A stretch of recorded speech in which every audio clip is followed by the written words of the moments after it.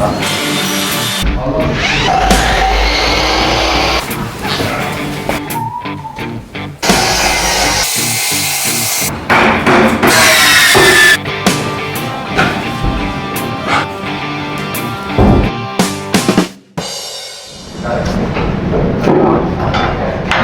definitely learned some precision here.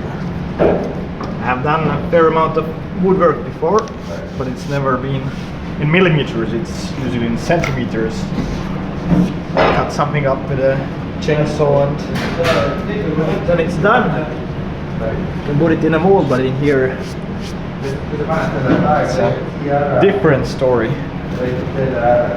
But if it comes out well, then it does bring a good amount of enjoyment.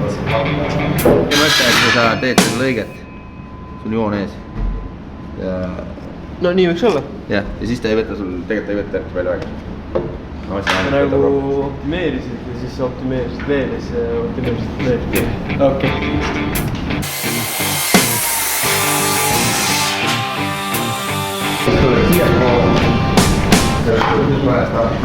Peale ja teed selle sama lõike siis niimoodi. Ja siit samamoodi. Ja siis keerata külgi ja siis saad seda joont lõigata.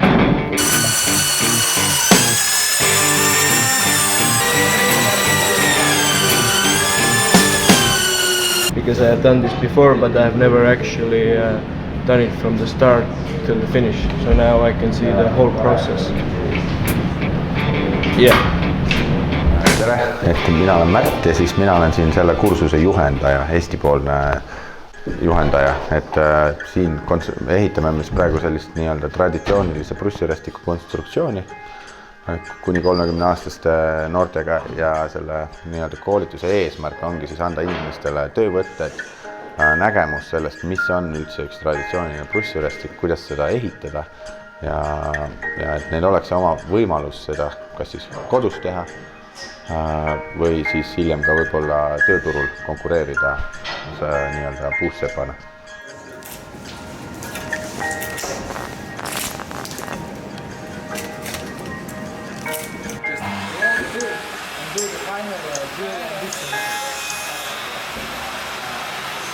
Et siit nii-öelda kursuselt käinud isik siis oskab hiljem teha iseendale jooniseid, selliseid lihtsamaid, siis oskab ta aru saada, mis asi on traditsiooniline prussirästik, kuidas seda endale nii-öelda konstrueerida või välja mõelda ja samas oskab ta ka siit ära minnes kasutada tööriistu. Ta on võimeline ise endale kindlasti ehitama ka mingisuguse alustuseks ka mingisuguse kergema konstruktsiooni, et üks asi, mida siit koolituselt kindlasti veel kaasa nagu võtta on see, et sa oskad hinnata kvaliteeti, et kuna tööturg on ikkagi tegelikult väga palju on igasuguse erineva tasemega meistreid, siis siit ära minnes on sul nii-öelda nägemus ja teadmine, et mis võiks olla see referents, et kui sa nüüd järgmine kord endale sellise töömehe kutsud, et siis mida seal jälgida ja mida vaadata. Nüüd on see, et tal oleks kõik referentsid oleks loogiliselt ühel pool. Ja siin on referents. On, on. Teistpidi sa ei saa panna ju? Ei saa. Okei, siis ta on õige. See suur haamer võib ka üles tulla, et... Siia või? Jah.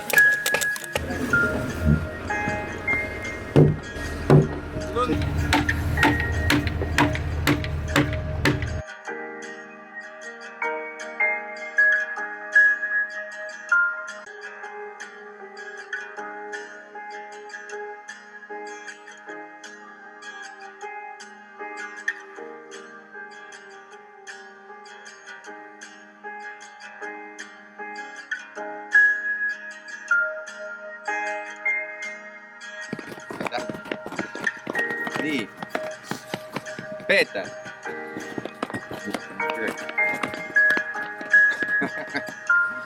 Nii, Daniel. Meeldib? Väga meeldib. Sulev. Väga hea. Martin. Kermo. lipanahva sai läbi. Hendrik. Henri, ei ole tagasiside tulevasteks nii-öelda koolitusteks. Okei? Aga aitäh!